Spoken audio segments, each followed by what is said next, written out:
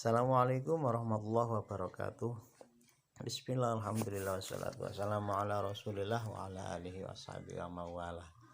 La haula wa la quwata illa billah ma ba'da. Melanjutkan yang kemarin tentang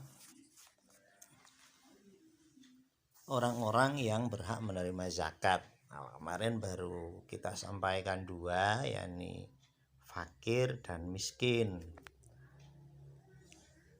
Yang nomor 3 dan sampai nomor 8 kita nomor 3 dulu, yakni amil ya, orang yang wajib menerima zakat atau mustahiquz zakat, orang yang berhak menerima zakat adalah amil. Zakat itu siapa?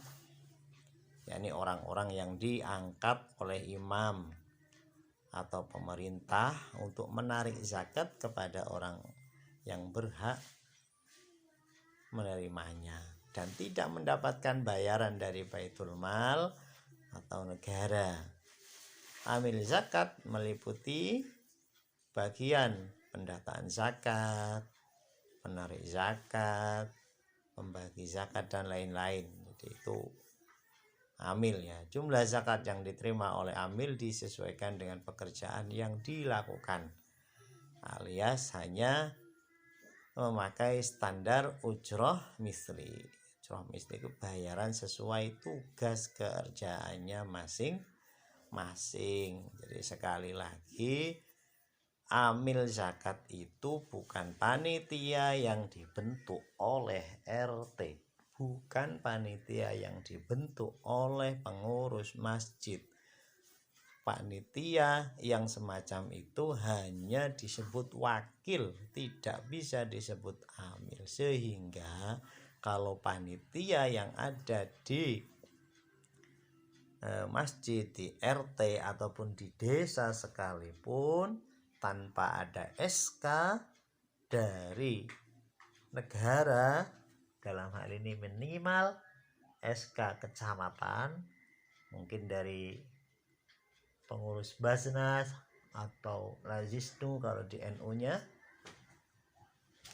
maka dia berhak mendapatkan zakat atau termasuk mustahiquz zakat atas nama amil.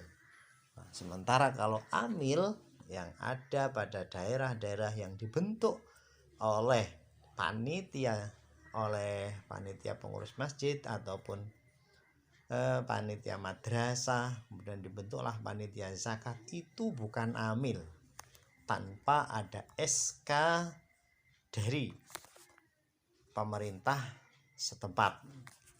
Dalam hal ini mungkin SK dari Basnas atau SK dari Lazisnu atau SK dari KUA, minimal SK dari kecamatan, dari Basnas kecamatan atau kabupaten. Jadi tidak harus dari provinsi apalagi pusat, enggak. Jadi karena setiap daerah minimal kecamatan itu sudah dibentuk oleh negara Basnas, Badan Zakat Nasional, atau Lazisnu di pihak lembaga NU-nya, itu juga lembaga resmi di negara ya. Maka bisa kalau yang angkat itu. Jadi mohon maaf teman-teman sekalian, untuk yang panitia yang diangkat tidak dapat SK dari Basnas, maka itu hanya wakil untuk menyalurkan zakat dari para muzaki.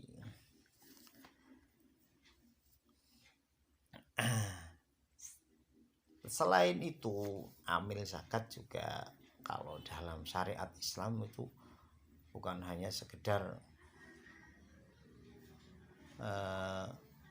mau jadi panitia ataupun mau jadi amil, itu ada syarat-syaratnya. Amil zakat itu yang pertama adalah Islam, karena zakat itu syariat Islam. Kalau nanti yang diangkat non muslim, mohon maaf ya, maka tidak sah dia menjadi amil.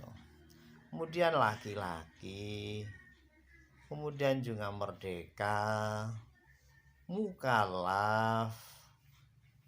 Selanjutnya dia harus adil.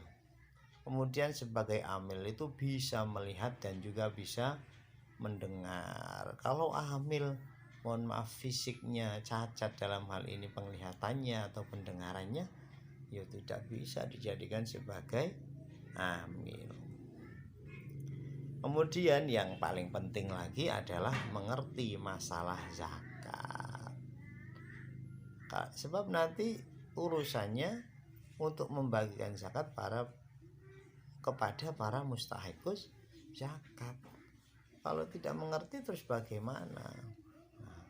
Cuma kasusnya sekarang kan diserahkan pada anak-anak muda, dan notabene-nya banyak juga yang belum mengerti tentang masalah zakat. Tidak apa-apa, yang penting mau menanyakan kepada ustadz-ustadz atau orang-orang yang faqih, orang-orang yang pinter dalam masalah zakat. Nanti teknisnya seperti apa, cara pembagiannya apa, ditanyakan. Itu untuk amil ya. Jadi teman-teman yang kebetulan tiap tahun menjadi amil, ada caranya, solusinya agar mengatasnamakan dirinya sebagai amil dan bisa menerima zakat, maka mintalah SK dari Basnas supaya bisa diatasnamakan amil ya, begitu. Selanjutnya wal muallafatu qulubuhum. Secara harfiah muallaf itu apa ya? Qulubuhum adalah orang-orang yang muallafati qulubuhum itu orang-orang yang dibujuk hatinya. Mu'allaf ya, dibujuk, qulubuhum hatinya. Jadi orang-orang yang dibujuk hatinya. Sedangkan orang-orang yang termasuk mu'allaf yang notabene berhak menerima zakat, diantaranya orang yang baru masuk Islam dan imannya atau niatnya masih lemah, masih gampang goyah, itu dikasih mu'allaf. Orang yang baru masuk Islam dan imannya sudah kuat, namun dia mempunyai kemuliaan di kalangan kaumnya, artinya punya pengaruh besar, termasuk tokoh ini. Sebelum masuk Islam dia menjadi tokoh. Nah ini dikasih nggak apa-apa, meskipun dia imannya sudah kuat ya. Semisal dia adalah pendeta masuk Islam, mantep, langsung kuat lah. Dunyone si akeh, bondone akeh. Nah karena pendeta dulu punya pengaruh di kaumnya, maka dikasih. Setelah dikasih dia menceritakan, wah ternyata Islam itu begini. Dengan harapan tentu saja berharap kaumnya juga bisa mengikuti dirinya. Karena biar bagaimanapun tadinya dia adalah orang yang berpengaruh di kalangannya. Kayak gitu, dengan memberikan zakat kepadanya diharapkan kaumnya yang masih non Islam mau masuk Islam mengikuti dirinya. Itu juga termasuk mu'allaf. Kemudian termasuk orang mu'allaf lagi adalah orang Islam yang melindungi kaum muslimin dari gangguan dan keburukan orang-orang kafir ya. Semisal masih ada kafir harbi, sementara dia berani membacking setelah masuk Islam, yang asalnya adalah orang kafir kemudian masuk Islam. Setelah masuk Islam dia berani pasang badan mengamankan teman-teman Islamnya untuk terbebas dari keburukan orang-orang kafir lah. Orang semacam ini juga termasuk mu'allaf ya, termasuk mu'allaf.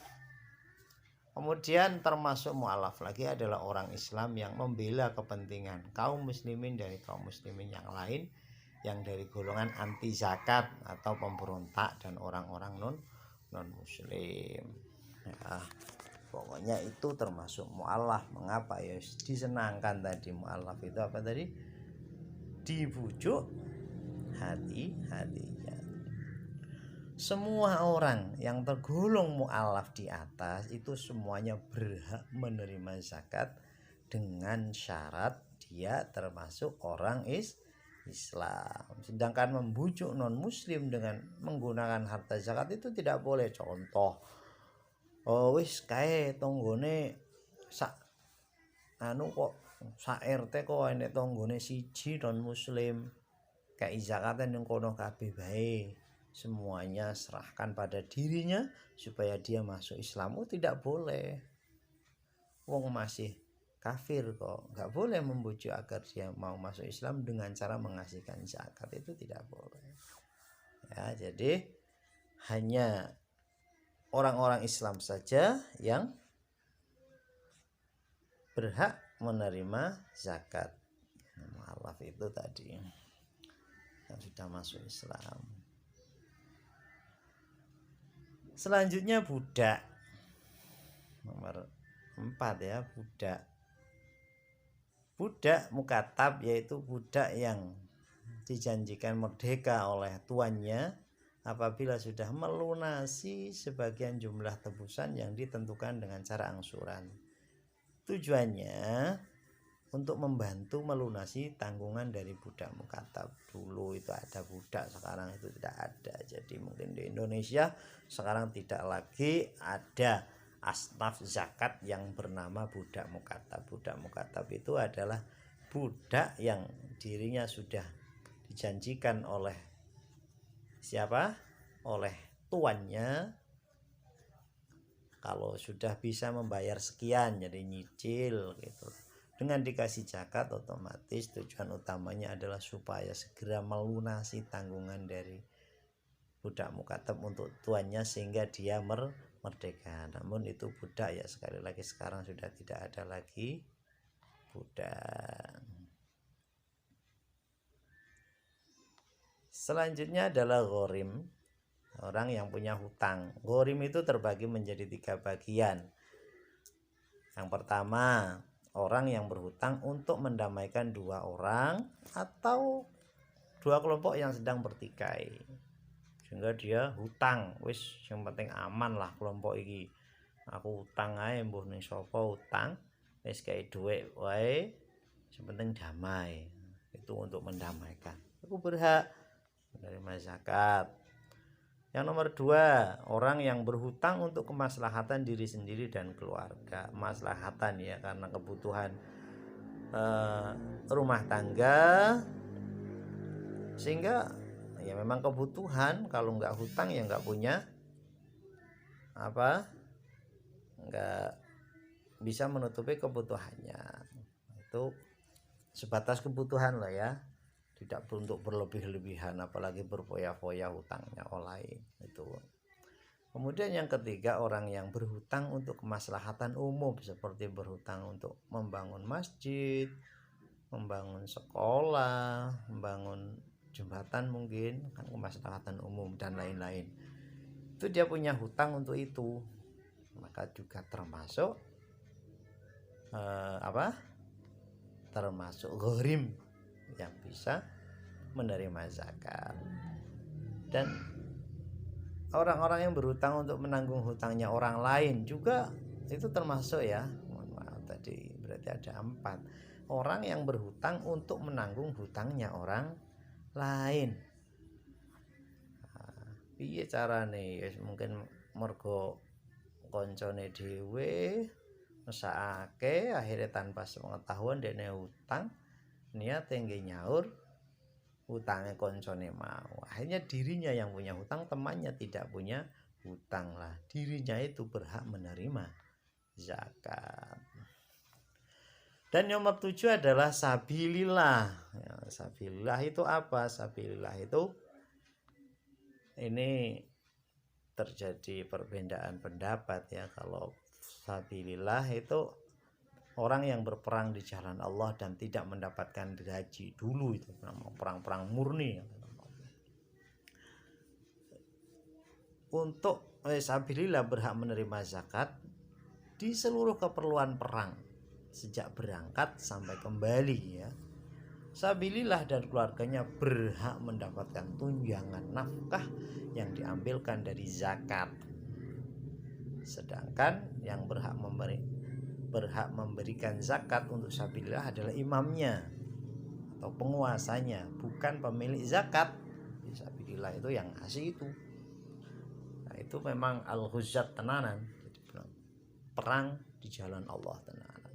Akan tetapi di kalangan ulama teman-teman sekalian terdapat khilaf, terdapat perbedaan pendapat tentang makna fisabilillah. Ada pendapat yang mengatakan bahwa yang dimaksud fisabilillah tiada lain adalah orang-orang yang menjadi sukarelawan untuk berperang di jalan Allah dan tidak mendapatkan gaji. Dan inilah pendapat mayoritas ulama atau pendapat yang kuat. Jadi kalau sekarang ya tidak ada fisabilillah, itu nggak ada kalau sekarang, karena sudah nggak berperang lagi. Namun ada sebagian ulama mengatakan bahwa fisabilillah adalah semua aktivitas yang menyangkut kebaikan, ay fisabilil khairi, jadi kebaikan, sebagaimana dikatakan oleh Imam Al-Qaffal ya, Imam Al-Qaffal. Jadi Imam Al-Qaffal itu meyakini kalau sabilil khairi itu berhak menerima zakat. Maka dalam hal ini adalah sabilillah itu banyak.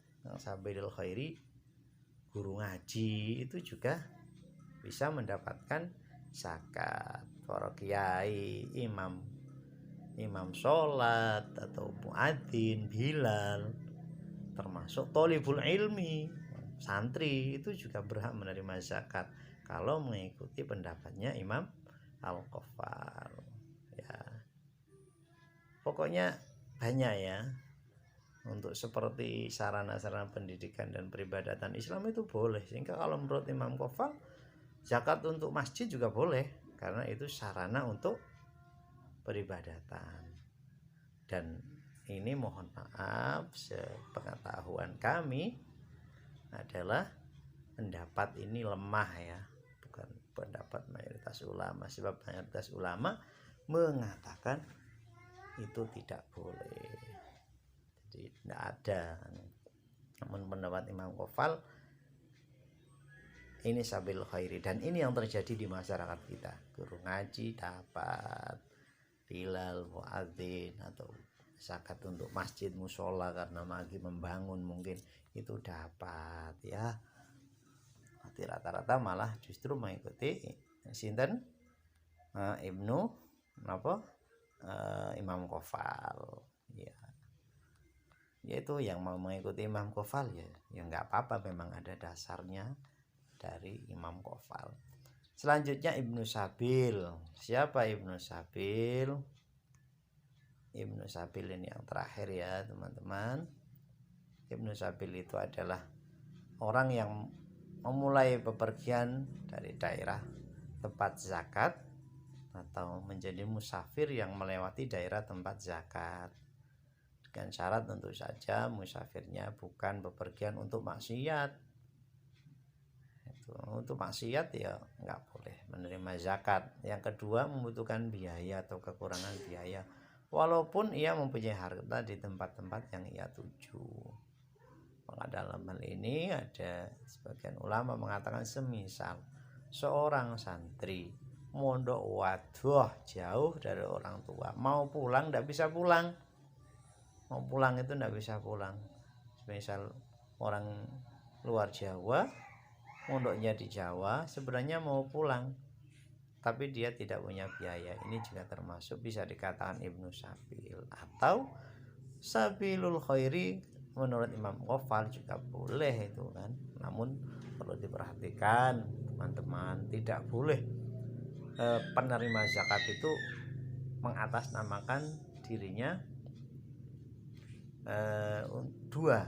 Jadi, selain saya Sabil, Ibnu Sabil, saya juga termasuk sabilillah, jadi mendapatkan jatah dua. Tidak bisa semacam itu.